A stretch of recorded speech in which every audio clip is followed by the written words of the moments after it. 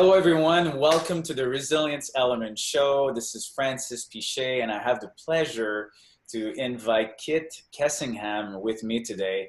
Kit has a wealth of experience, and what I love from her, by the way, we're going to talk to you, the entrepreneurs, today. So if you feel that there's a symptom that you don't know really what's going on, well, there's one that I know touched 50 to 100% of all the entrepreneurs, and it's called ADD. And Kit's going to be able to help you because her role is to help successful entrepreneur with ADD focus on their strength. And she's also what we call a high performance coach. And she's the owner of Live in Focused Energy. So welcome, Kit. Is there anything that I forgot in that hopefully beautiful introduction about you? Francis, that was a magnificent introduction. I'm going to take you with me everywhere I go to be my introducer. Okay, we're going to stop the interview right now. And we're hitting the road. Yeah. Well, in addition to being a high performance coach and focusing on ADD, which is kind of cute that I say focus because ADDers don't focus well. But I'm also a volunteer medic in my county. I live in Colorado and rural Colorado. So a lot of the work that's done here is volunteer.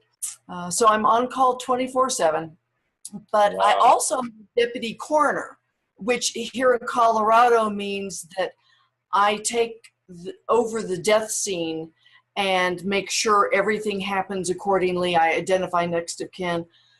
And all this actually spins together very well because resiliency is the base of everything that happens. It's a basis for being resilient makes me a good deputy coroner, makes me a good EMT, makes me a good coach, a high performance coach, helps me manage my ADD. Yes, I have ADD too.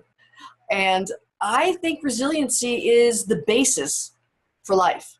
You live a better life when you have a resilient foundation. That's good. And I totally agree with that. Obviously, my passion is about helping the people to reactivate their passion, remove the obstacles. So you just said and you mentioned that resilience is a foundation, something that everybody needs. So talking about resilience, how would you describe resilience? Because sometimes people are like, okay, so this ability to bounce back, but in your own words and maybe with your experience, how would you describe resilience and why is it important? Roughly, I think of resiliency or being resilient as having the ability to deal with whatever life dishes out to you and to bounce back. But you need resiliency to recover from a bad cold. You need resiliency when a loved one dies. You need resiliency when you've watched a traumatic experience. You need resiliency if your business, your career, your job sucks. You know, you need to, if you ever feel like a failure, you need resiliency to quit feeling like a failure.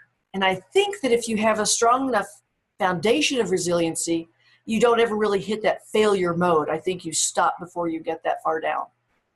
That's great, because from what I'm hearing right now, and that's something that just came out of me, is it's almost like we're replenishing a battery. It's a muscle that we're training. So it's something that's inside of us. And and we can bring it to a certain level that is going to help us a lot or not. So there's kind of different levels of resiliency, and we can build it, right? And I refer to it as a muscle, but I like your battery reference as well. Yeah, because both the battery can get depleted, the muscle can get weak. If you overuse the muscle, it can get weak.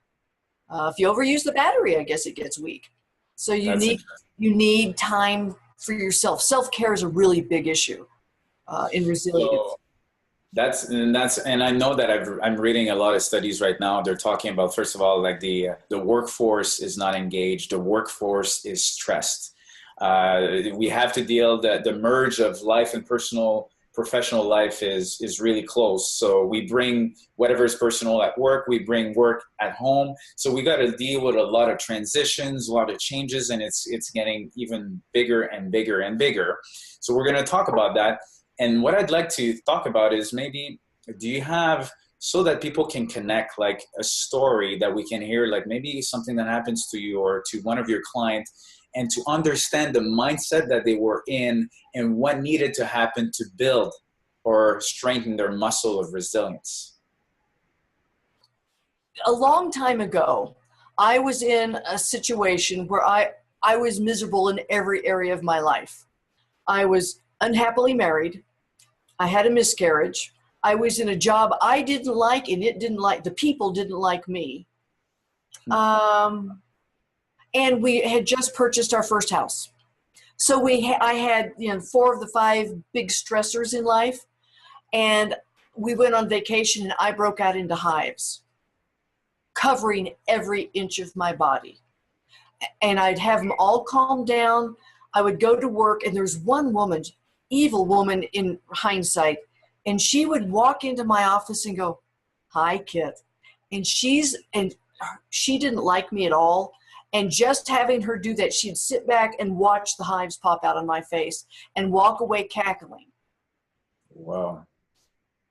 Not a good situation. Doctors couldn't figure out what was going on. They were about ready to put me on biofeedback when I decided to quit my job. Every hive went away. I got one on the sole of my foot the day we buried my grandfather a few weeks later. So for years, I could feel those hives coming up, and that would be my signal, time to chill. Since then, I've learned techniques. I've had, I'm sure, equally stressful situations. I don't react like that anymore because I've built my resiliency.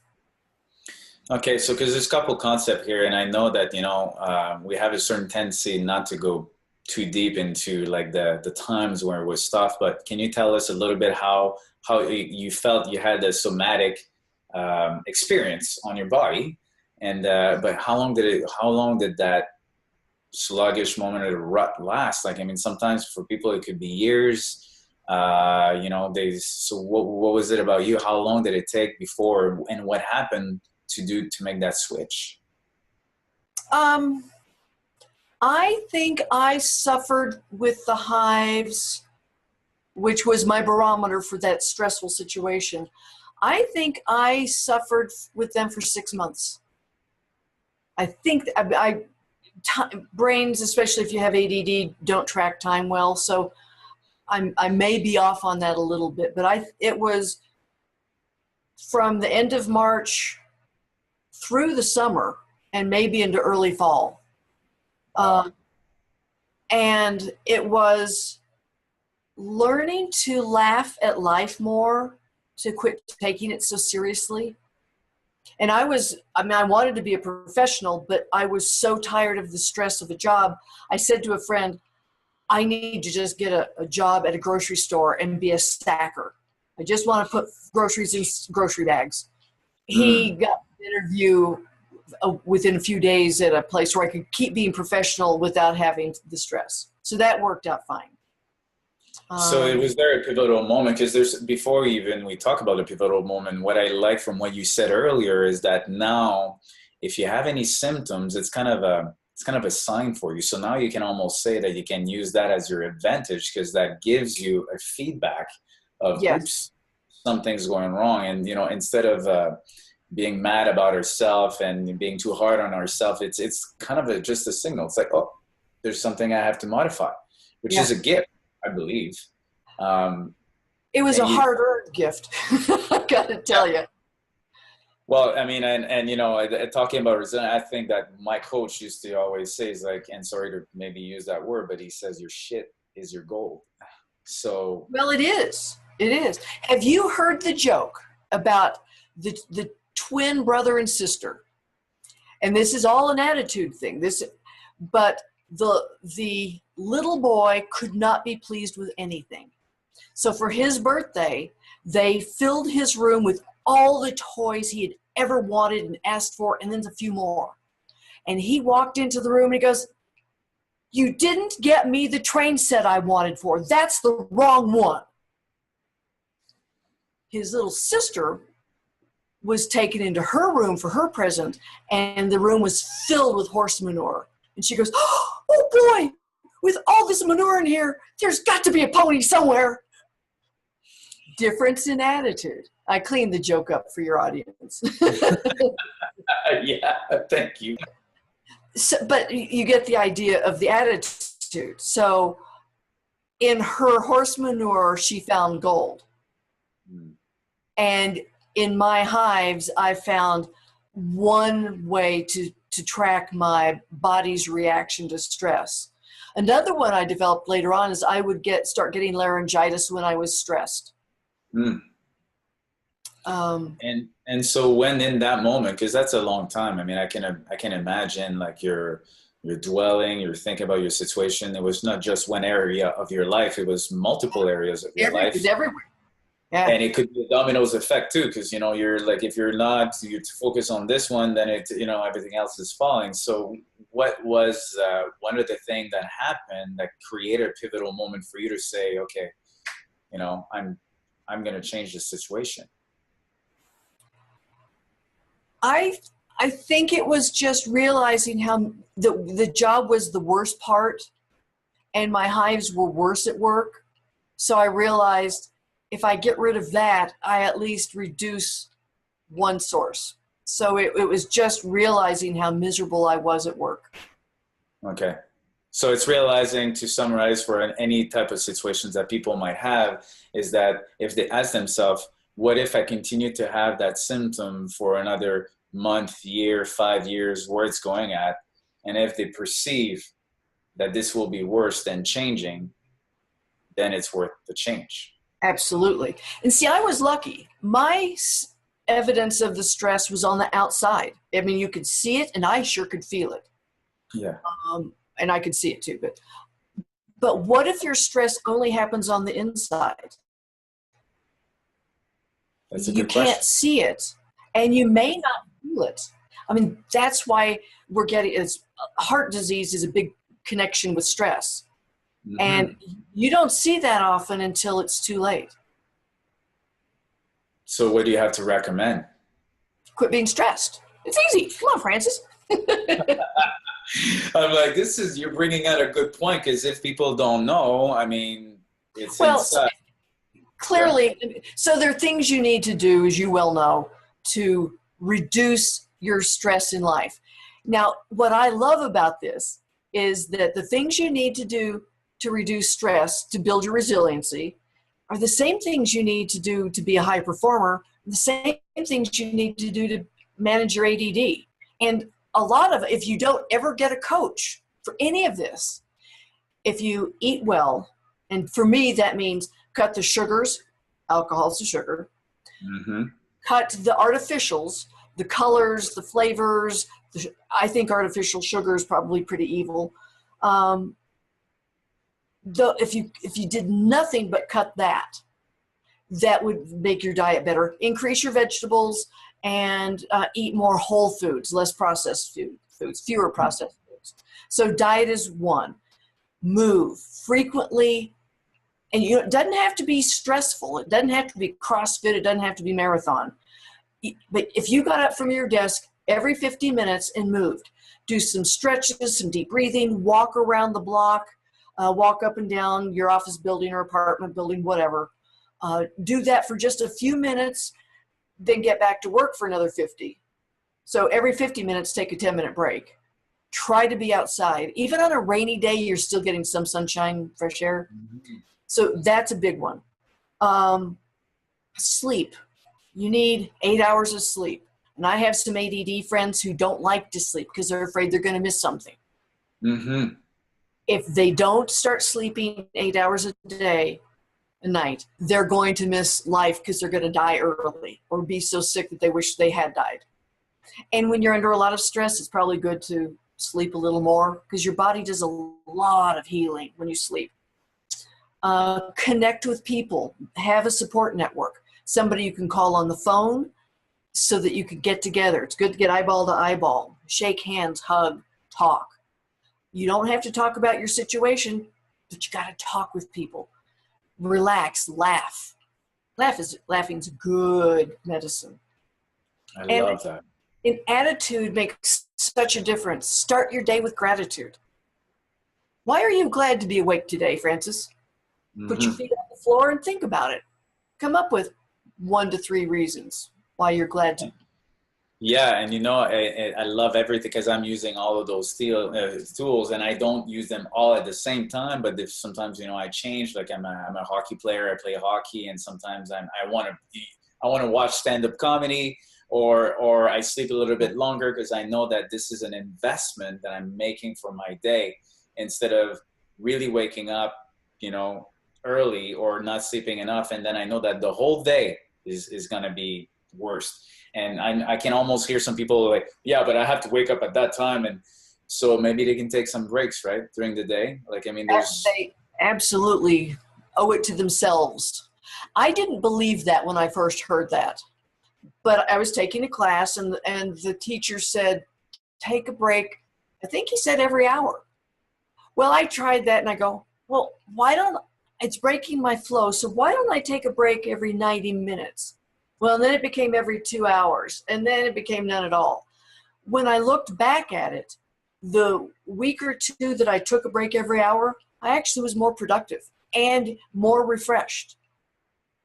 so, you know, it's interesting is that I think, and you talk about that because you say live in your focused energy, and it's all about, and I've talked about it for the last few weeks about energy. How really one thing that's most important is work on the energy first, work on the resilience first, build up that battery, work on the muscle, because then when things happen, when you're in that high vibration or that good energy, you can cope with things a lot better, right? Like, I mean, if you're sleep deprived, you only slept 2 hours, something happens, it's going to be more stressful versus being like calm, taking it easy. Maybe if you just laugh for an hour and a half before and something happens, chances are you're not going to take it the same way.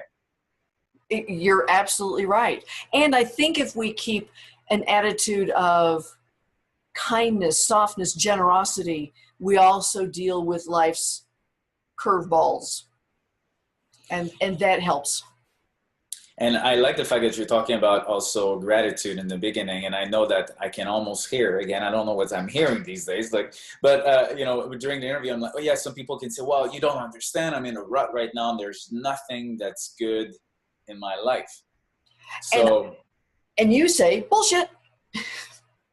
yeah, because you can, well, there's that absolutely. And if they have a hard time, I think, would you say it's a good thing? I mean, obviously it is, but you know, what I like to do is kind of counting your blessing from the past or things that you've done well in the past so that at least you can remember. If you have a hard time in a present moment, you can remember good things from the past. And I would assume that at least 3 or 5 things that you can come up with so that at least you increase it a little bit more, right? Yeah, good point. I always think of just today. I forget that I do have a past. But are you glad for the sunshine or for the rain? Are you glad you have clothes to wear? Are you glad you have a warm shelter? I mean, there are good things. Did you eat today? Are you grateful for that? But you have to stop and think about it because it's too easy to ignore the good things and just dwell on the negative things. Yeah, and we can talk about it so long because I mean, I've just traveled lately and I know how things that could be so simple in North America are difficult in other countries, and that's when you realize that we're really, really lucky. You know, we don't have to walk 10 miles to go get the water. There's so many examples. So talking now about the entrepreneurs and the ADD and the resilience. So if you had to come up with maybe 3 or 4 or 5 things that would really help them to build that resilience. I mean, maybe that's exactly what we just mentioned. Maybe we can summarize that. But is there anything you'd like to add in terms of tools? Yes. I want to add one more thing at least. And if you keep me going, I'll add more things. But so the things I talked about before are real critical parts of that resiliency fabric that make our lives. I have a girlfriend whose husband was dying from cancer. And I'd been trying to coach her into being resilient, but I hadn't used that word. And one day I said, I just want you to be resilient. Man, that perked her up. She goes, what's that? I think I want it. So I reminded her of the diet, the sleep, but I taught her a few techniques that then became our keywords. She would text me with a, "Oh my God." And I'd say, "Are you?" And so the first one is the release meditation. Okay. Do this driving, walking, sitting, anything. If you're driving, don't close your eyes. Or if you're walking, don't close your eyes. But just breathe slowly, repeating the word release. It goes like this. Release, release, release, release. And you can do that and just keep going. And you can do that for a minute, 3 minutes, 5 minutes, whatever it takes. I've done it so long that just the moment I say release, I can feel the tension already starting to flow out of my body. Mm. And then there is the breathing exercise of just slowly inhale and then blow it out through your mouth. And take it slow and easy and just breathe deep. And think that you're bringing in goodness and letting out the stress, the unhappiness, or whatever. Mm-hmm. So when she would have her panic attacks through a text for me, I would say, breathe, release. And that got her, and he did die, got her through all of that. She didn't ever really build her resiliency platform. And she's struggling more today than I think she would if she had really built her resiliency. She didn't build enough community around her. When she was scared, sad, angry, all those emotions that happen around death, she wouldn't reach out to people saying, "Oh, they're married." And I'm going, they're your friends. They want to help you. Yeah. They were there. They just didn't know what she was needing at that moment. And conversely, I have a friend whose husband died 6 months ago, and she lives in California, and he chose the day he was going to die because California's got that rule. Do you know about that law? It's a right to die. Mm-hmm. And so he chose the date, and so she started a public countdown of he's going to die in 21 days, 20 days. And her community was there to support her. It was powerful. It's a co-creation right now, because I had so many thoughts coming in. I hope that's the people that are watching right now, if they're in that situation of maybe not in a good place, that they can reach out and that, hopefully just that interview alone will help them to realize it. And it's to just be in a different, like, we're not alone. I think we all go through struggles, which is normal, and we can even thank them. That's the extra step, because we grow from. That is part of it, is to say thank you. Yeah, right. I mean, for me personally, I know that I can look at some of the bad chapters in my life, and I look at the number of people that I know thanks to that, or the skills that I've acquired thanks to that, or the new perspective that I've gained. I can just say thank you. It's just hard when you're in it. We don't see the perspective. I mean, I can look at anybody's life and see that, which brings to a point where if you have a hard time to reach to friends, maybe you can reach to a coach, right? Yeah. Now, I have a spiritual belief system that helps support my resiliency. And when I'm feeling like the world's kind of crushing me down, I'm able to kick back and say, all right, what is the lesson here for me? And just, it's me kicking back, slowing down, thinking, not driving forward and trying to drive through it or ignore it. And that helps. I mean, if the deer keep jumping in front of me at night, instead of being mad that they're making me slow down, I'm going, you've got a message for me. Okay, I'll slow down. Slowing down is a big concept, and we're approaching the end of the interview. I think I'd like to summarize a little bit of the great things that you've mentioned so far, because building the resiliency muscle, or that battery, by simply taking a look at the diet, just removing the sugar, all the artificial colors and everything, sleeping more. You mentioned also being surrounded by great people or reaching out. then am I losing any other things? I think, there's so And many, move. release and release and the breathing for people, that if there's something that are stressing them, just by inhaling in their head something that's great and maybe letting go what they perceive as the cause of their problems can help, right? Yeah. And also saying, like you said, what am I learning from this? Yeah. And don't forget hourly breaks and moving. Moving, absolutely. Moving and hourly breaks. And that's the slowing down process, right? I think when we just take the time to slow down, it's almost like we're opening up more opportunities and more Yeah. things. We channel way more information. And I'm going to lob one little scientific thing in to help support the theory of moving more. And actually, all those things we talked about increase your dopamine and often your serotonin. And those are they help your nerves communicate. That helps you feel better. So that's a lot of resiliency, is feeling better. So, Kit, is there anything that we forgot to talk about, something that you'd love to mention, and how can we reach you out, first of all, also? You can reach me at my website, liveinfocusedenergy.com. I'm also on Facebook at Focused Energy.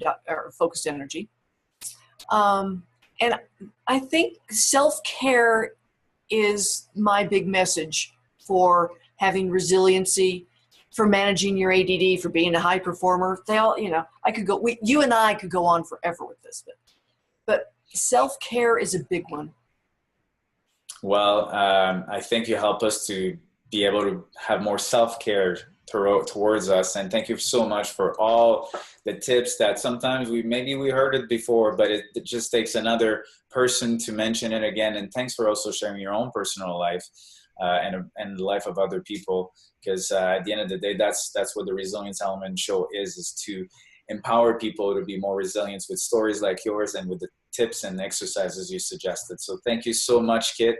I'll make sure that people know your website, that they can reach you out so you can help ADD entrepreneurs, people that are successful and struggling, but they'll build the resilience for that. So thanks so much for being on the show. Thank you, Francis.